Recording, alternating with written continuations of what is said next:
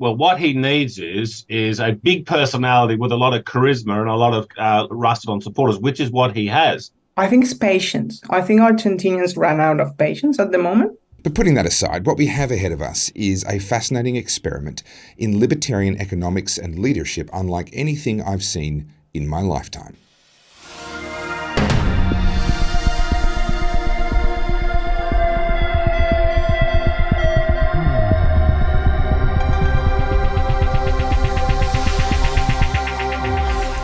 Hello and welcome to the Aussie Wire and our Argentina special, as we celebrate the win of Javier Mille as President of Argentina, consider the implications, the opportunities, the risks, and discuss just what it means to be a libertarian president. Libertarianism, sometimes called classical liberalism, is the radical belief that people should be free to make their own choices as long as they're not hurting anyone else. It's a belief in small, in fact minuscule, government with very little, if any, taxation and maximum freedom for all. And that's why it very rarely wins elections, because when you get down to it, most people like big government as long as their side is in control of it. So it's very rare to see a full-blooded libertarian even come close to winning an election, much less winning one with over 55% of the popular vote.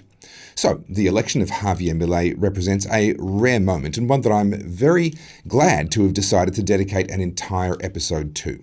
So, what can we expect from this libertarian president of Argentina? Well, he's an accomplished economist, an outspoken critic of wokeness, rejects critical boiling theory outright, and has absolutely fabulous hair. But probably the thing that has tongues wagging the most is his plan to eliminate the ailing Argentine peso and the central bank that goes with it, and replace it all with the US dollar. I want to show you some clips from an interview that Javier did with Bloomberg. Now, the translation isn't ideal, but you'll still get the gist. Just know that in advance that seigniorage, which is referenced in this clip, is a reference to money printing. Check it out. We wanted to ask you first on what most raises doubts among investors, which is the dollarization plan. How fast do you think it can be implemented? How is it going to work in practice? And how will you get the Congress approval? I think there's a previous discussion about dollarization. Actually, strictly speaking, is to get rid of the central bank. The dollarization is an instrumental issue at the end of the day. There are four argumentative axes. One has to do with a moral issue, which is that stealing is wrong. And seigniorage is nothing more or less than a swindle by politicians against good people. Therefore, let's say, if we consider that stealing is wrong, one of the greatest thieves in the history of mankind is the central bank.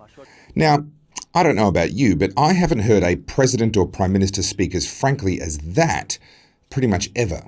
Not even Donald Trump was that forthright. Now, to be honest, his plan raises a lot of questions for me. If Argentina eliminate their central bank and use US dollars, aren't they just replacing one central bank with another?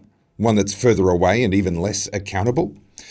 Well, he doesn't touch on it in this interview with Bloomberg, but actually his full plan when it comes to currencies is to allow currency competition, i.e. people can buy and sell in whatever currencies they see fit. It's an interesting concept and worth exploring more deeply in a later episode, but it's not something we have time to dive into now.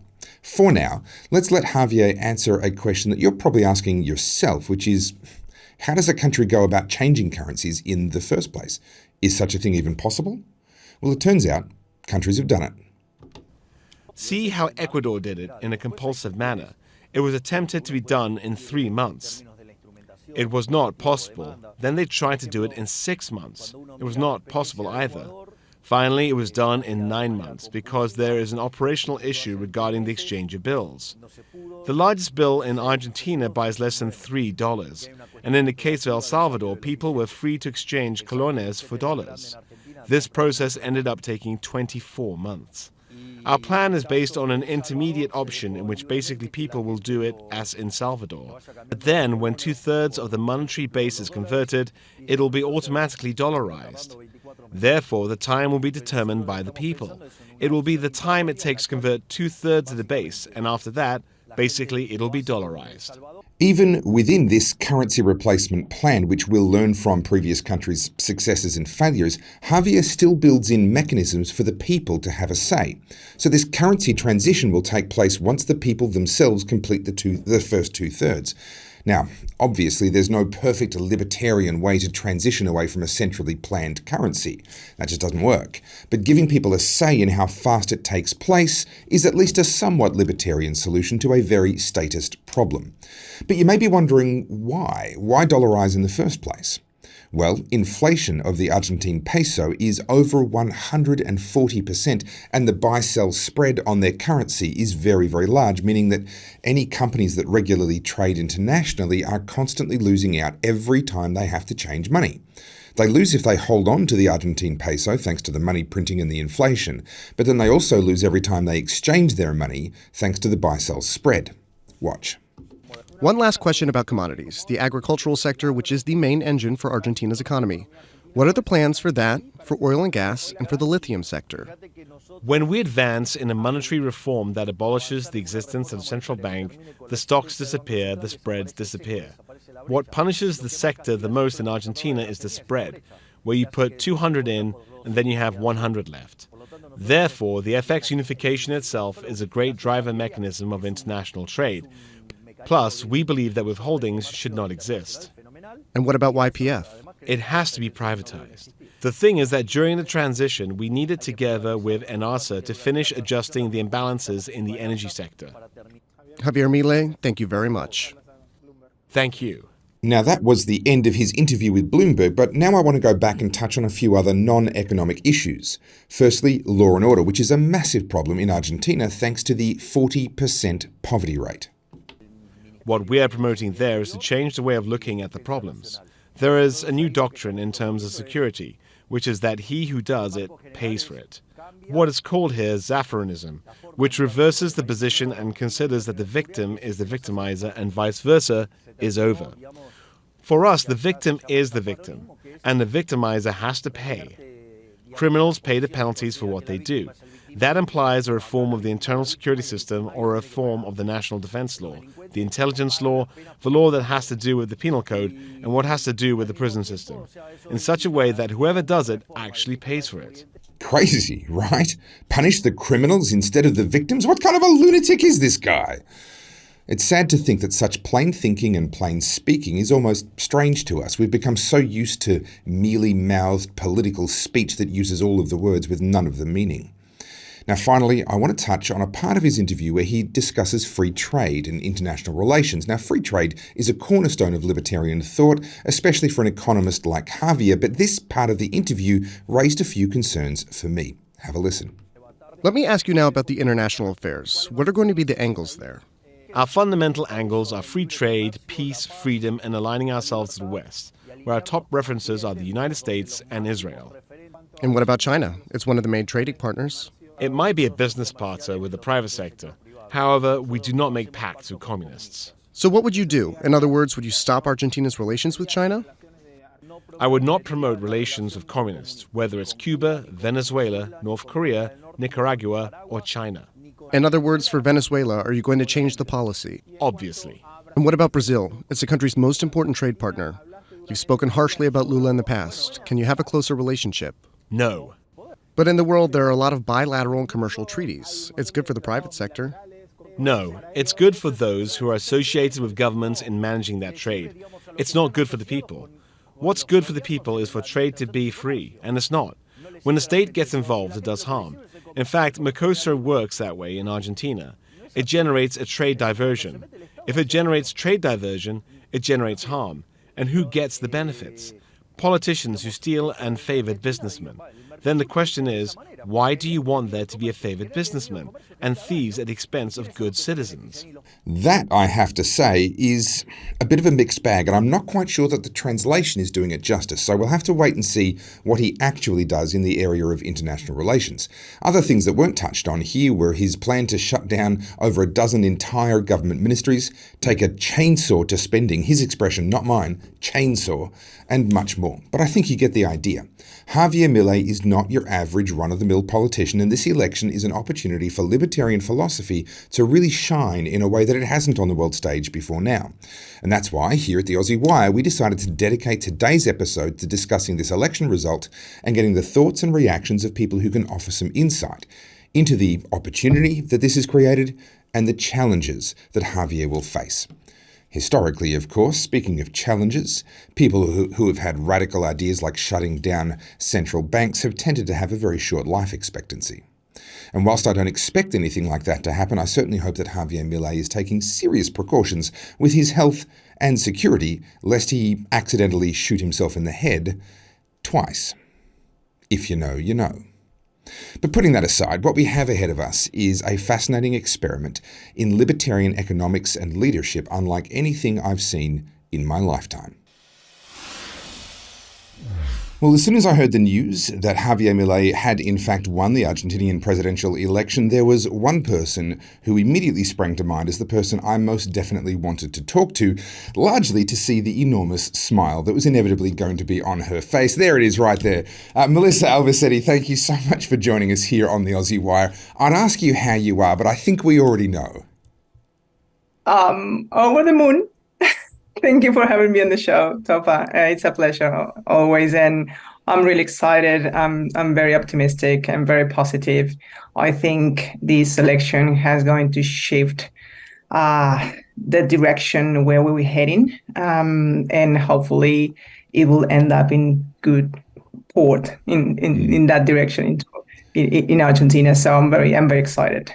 Well, we, of course, had a chat here on the Aussie Wire after he performed very well in the primary, and we knew that he was going to the runoff. We knew that he was going to have this opportunity to maybe become the president. Did you ever really allow yourself to believe that it could actually happen, or were you kind of trying to talk yourself down, or how was the feeling leading up to this? I got the feeling that when he win, not the primary election, but the as we said, the party's election, he has to compete with all the parties. Of course, he might have a chance. And I thought, okay, maybe this is going to happen. Why not being optimistic? Because we heard about Argentina, and although the last time I was there, it was last year. I could feel the frustration. I could see, the devastation in my country. So I'm very excited that the Argentinians decided to leave the fear apart, because there was a lot of negative campaign in the last election. And basically they said, no, we are not going to be, afraid of this monster. Peronism has been running the show for more than 20 years in the last democratic period, not even before, more than 70 years. So I think they have chosen the right candidate, and hopefully he will do a great presidency.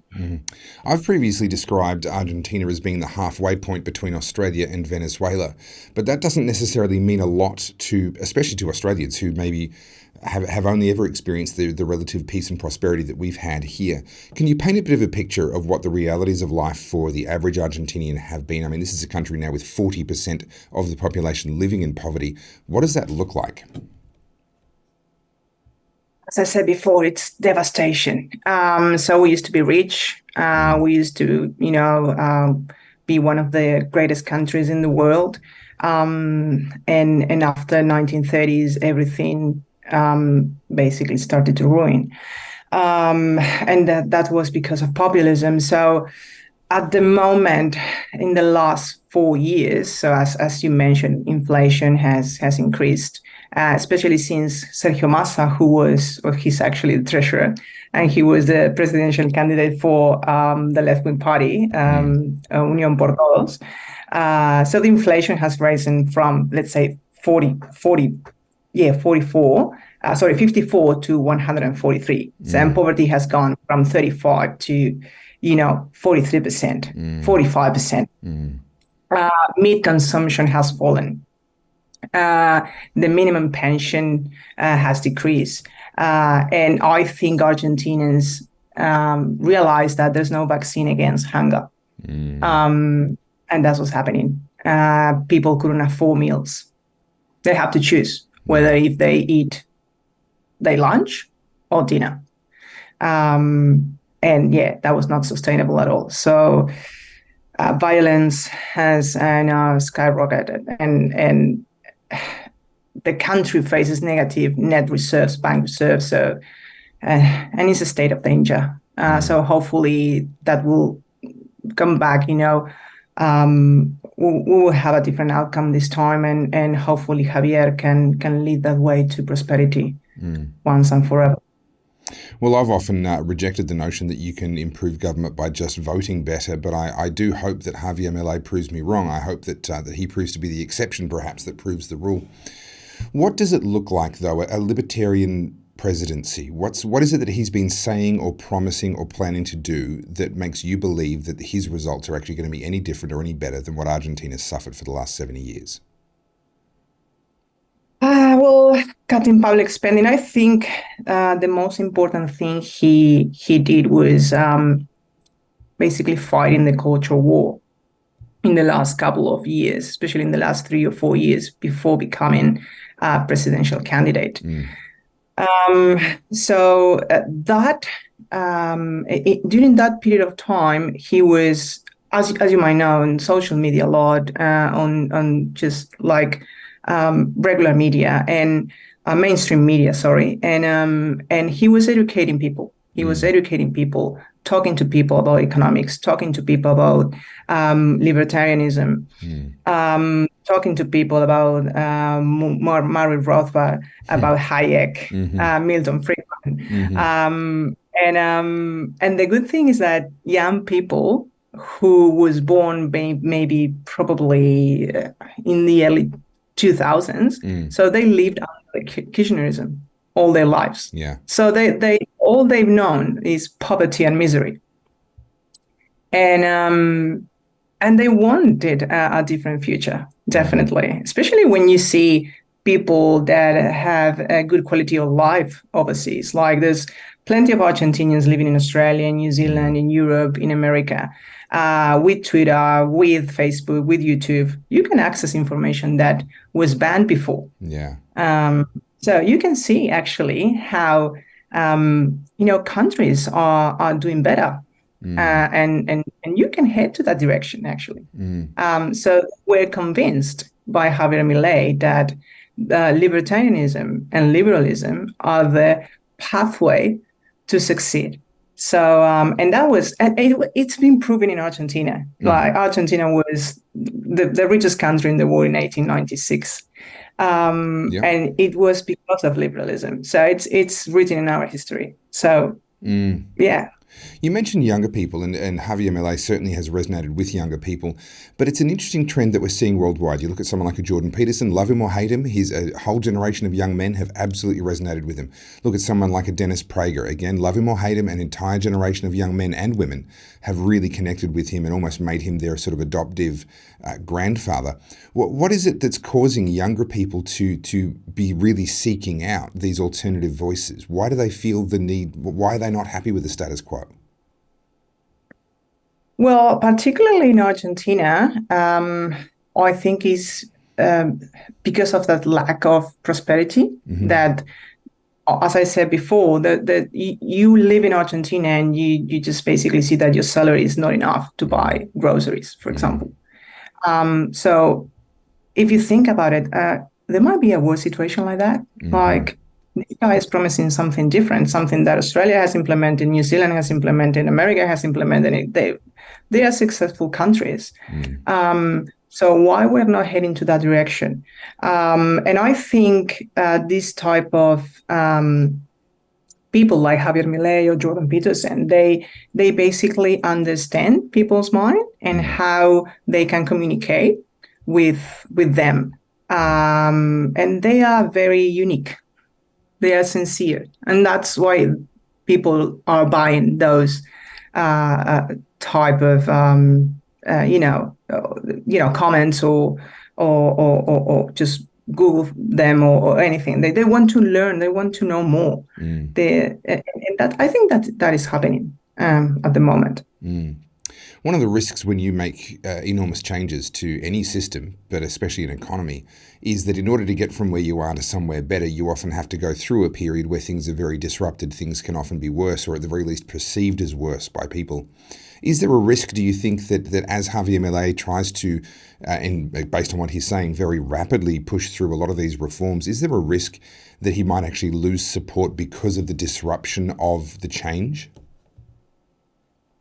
Um, I think it's patience. I think Argentinians ran out of patience at the moment, and hopefully they can understand that to make those changes, it will take up to, if we do things properly, it will take up to 2 years, I think, to implement polarization,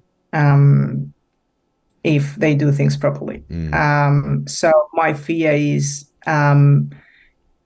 if Argentinians basically a lack of patience, then we'll go to the streets and say, okay, what's going on here? You are not giving us what you promised. They are completely fed up, and I think they won't tolerate any other lies. But I think they will understand that this will take a little bit of time to recover. Well, I certainly hope. That's the, and they have to have a good alliance in Congress to get all the new laws and reforms passed, and we'll see what Peronism will do at this point. Well, Javier has addressed that in an interview with Bloomberg, where they asked him, what will you do if you can't get your reforms passed? And he said he would put it to a plebiscite. Now, under that scenario, hypothetically, and we are only speculating here, but do you believe that the people that obviously have voted him in, 55% plus, this is an overwhelming election victory, do you think that that would translate into victories in plebiscites if he were to be putting the specific policies to the Argentinian people? Yeah, I think they will back him up. Yeah, definitely. The problem is, at the moment, to get that plebiscite up and running, has to pass through Congress. Ah, right. Catch-22. That's a little bit of a blockage we have there. Yeah. But he said, I will do it anyway. Yeah.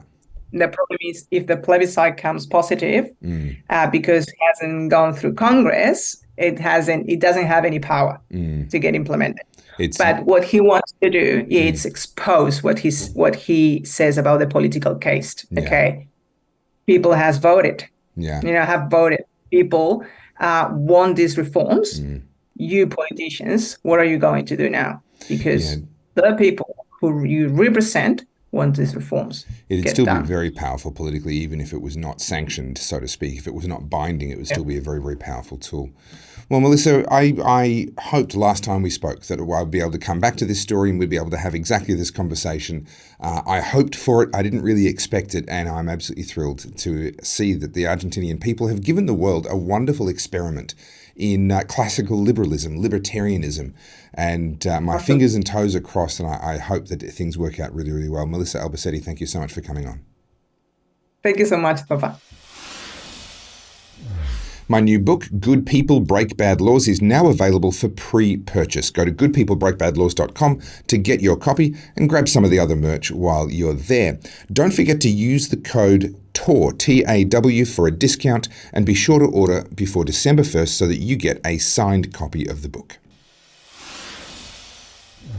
Well, joining me now on this Aussie Wire special discussing the election of Javier Mille, the Libertarian candidate to now be the President of Argentina, is one of Australia's very own Libertarian politicians, the Honourable John Ruddick MLC. Thank you so much for joining us once again on the Aussie Wire. Good to see you on this fantastic day, Topher. As Libertarians, we get used to, on election, having lots of disappointing election nights. It's not often that we have a win on an election night. We do occasionally. But tonight, it's like the President of Argentina with 56% of the vote. That's a big deal. So it feels very fitting to be with you on a night like tonight, Topher. Well, let me actually just pause for a moment and acknowledge the wonderful campaign that was run down in Mulgrave in Victoria before we returned back to Argentina.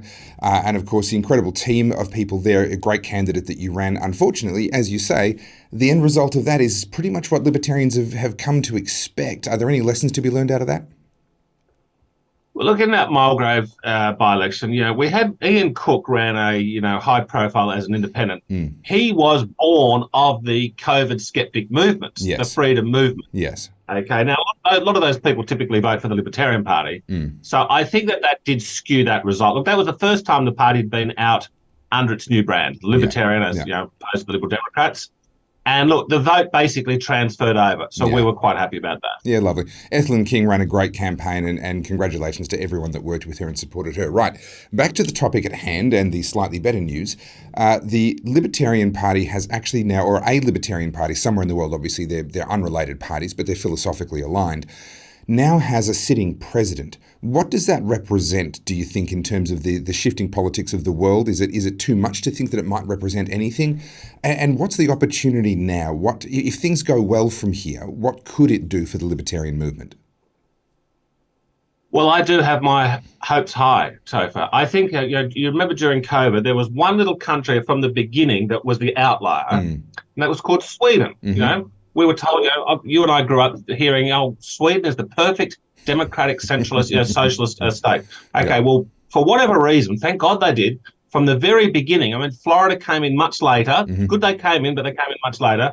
But Sweden, from the beginning, masks won't be compulsory, lockdowns were not compulsory, vaccines not compulsory, all good. So they provided an outlier, and it's a very valuable outlier. Now, what I think is going to happen here is that Javier Mille and the people of Argentina are going to provide a similar one-off case study to the rest of the world. You could not ask for a worse off economic basket case, considering how much natural resources Argentina has, how prosperous it was up until about 80, 90 years ago, and it's just gone to hell. Really seriously high levels of chronic poverty. Okay, for a country that used to be as rich as Australia 100 years ago. Yeah. So we've got a radical libertarian in there. He hasn't just won by 51%. He's 56%. He's got a lot of political capital. I think he can demonstrate to the world, how to turn around an economy. And now there is going to be tough medicine initially. Things could get worse in the short term. Well, That's what I think could happen. I'm glad you bring this up, because this is a question that immediately comes to my mind. It's one thing to say, here's where we are, here's where we should be, and maybe let's assume that the should be is better than where we are. Let's assume that really is genuinely better. The process of getting from there to there, if that involves a valley that's too deep in between those two, then you run the risk of losing support. How quickly, he's talking about moving very quickly, dollarization within sort of 9 to 12 months, maybe less, massive cuts to public service. He's talking about some pretty radical moves. Do you think he can really move that fast and maintain support? Well, what he needs is a big personality with a lot of charisma and a lot of rusted on supporters, which is what he has. Sure. Now, when Margaret Thatcher came to power in 1979 and Ronald Reagan, and we look back at those two leaders as very good classical liberals. They weren't libertarians. They were libertarian-ish, but they weren't sort of capital L libertarians. They were classical liberals. They did bring in good pro-free enterprise reforms, and in both the US and the UK, it's largely forgotten now, but they actually went into quite a sharp recession to bring down inflation. They put interest rates up very high to kill off the inflation once and for all. Then they did that, and they cut taxes, they deregulated, they privatized, all the good stuff, rhetoric about free enterprise. And then the West, thanks to Reagan and Thatcher, went into a 30-year boom. Very good. But the key thing is that when they applied the medicine, the free market medicine, initially it tasted bad. Yeah. And Thatcher, then there was a lot of speculation after 18 months that Thatcher's going to have to do a U-turn, which means go back on all of her policies. She says, no way on God's earth am I going to do a U-turn. Now, I really can't see Javier Mille ever doing a U-turn. They won't even speculate about it. Well, he's often compared to Trump, and we've seen headline after headline since his election, which was just the other day, of course. Here's our own ABC News Australia, far-right victory. They're classifying him as that now. Of course, coming from the ABC, that's intended as a pejorative term. We have the Guardian Australia doubling down on the same sentiment. We see comparisons between him and Trump. He's expressed an admiration for Trump and the stand that he's taken and standing up against an enormous amount of pressure globally. So is this guy just a Trump-light, far-right maniac that he's being portrayed? Is he a libertarian? Can they possibly overlap and be potentially, is there overlap between far-right and libertarian?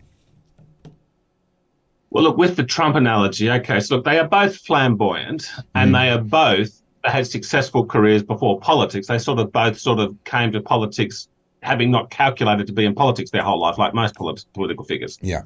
And they both sort of say what they think. Most political speech is so calculated. I can say this, I can't say that. Got to put this nuance there. Trump and Mille just speak their mind. Now, another thing they have in common is they both sort of instinctively are pro free enterprise and pro freedom. Okay, and they've both come out and said that they think that global warming is BS. Now, that's what gets you labelled far right more than anything in the world today. Okay. You can come out and say anything you want. The global boiling that's their number one issue for the left. For the central planners, they love their global boiling. And both Trump and Mille have had the guts to come out and say they think it's junk science. And this is why they hate Trump more than anything else. Now, but look, there's a massive difference with Trump and Mille as well. And yes, they both had nice messages to each other today, which is all good. Mille is a very impressive intellectual figure. Okay, Mille is a very gifted economist. Mille is someone who has spent his life reading big, thick books about history, philosophy, and economics. Okay, now Trump, who I am a proud supporter of Donald Trump, look, he's not an intellect. I think he's got very good instincts. This is why, there are occasions when I will disagree with Donald Trump, okay? He doesn't seem to get it through his head, the benefits of free trade. But, look, they're also both anti-woke. So there are a lot of similarities at face value, but really they are quite different in reality. So looking at Mille, one of the things that struck me very early on as I first began to pay attention to him around the time of the primary that he performed well in, that then put him into this runoff election that he's just won, he talks about being pro-free trade, all good, and then in almost the next sentence, in almost the next question, he's cautioning and saying that he's actually going to seemingly reduce the amount of trade with places like China, places like Brazil. I won't have anything to do with communist countries. This sort of language. Is there a contradiction there? Is he parsing the difference between the public service and the private sector? Can we reconcile that, or is that an inconsistency? No, I think your latter point is the correct one. I saw his interview with Bloomberg, in which he talked about trade, and he says he's very pro-free trade. Now, he said that the private sector is welcome to trade with whoever they want. Right. He was saying his government, if he's elected the president, which he now is, he says he won't be sort of like having what the term he used when it's translated into English was pacts with the communist countries. Yeah. So I don't think he's not going to be doing like what Anthony Albanese did last week, going over there and having a big state dinner with the Chinese president. Sure. He's not going to be doing that. But now, I think it's easy to be supportive of free trade. The hard question is, trade is just like going on a date between two countries. Foreign investment is like a marriage. Right. You're actually invested long term in another country. The tricky bit, and look, generally speaking, I'm very much in favour of foreign investment. Okay, it's a good thing. It is a tricky question when we're dealing with, like a lot of money from China. Yeah. And these foreign investors are in fact part of the state. Sure. So that's the tricky bit. I don't know what Mille thinks on that, but I'd be interested to hear.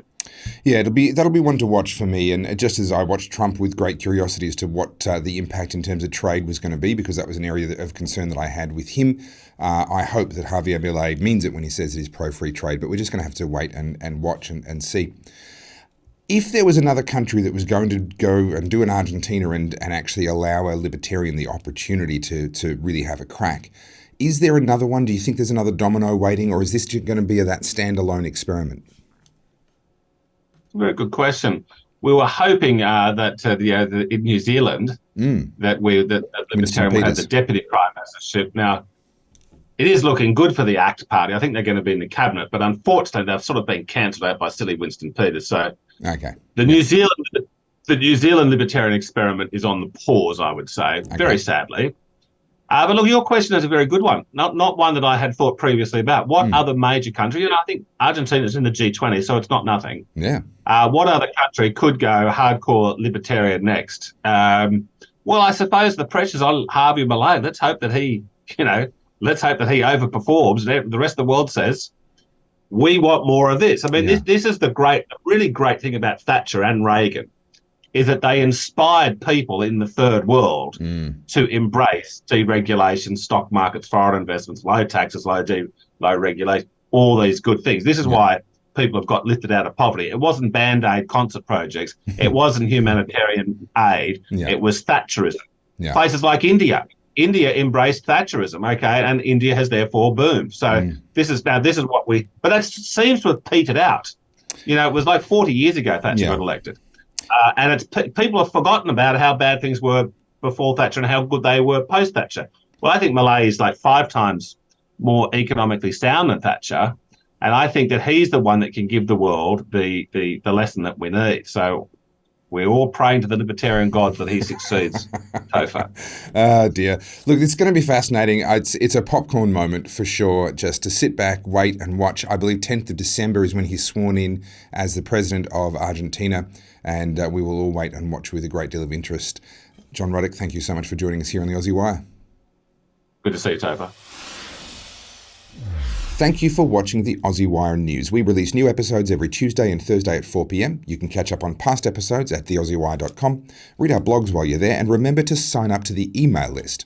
And then don't forget to follow all of our socials across all of the platforms via @the Aussie Wire. I'm Topher Field, and this is the Aussie Wire.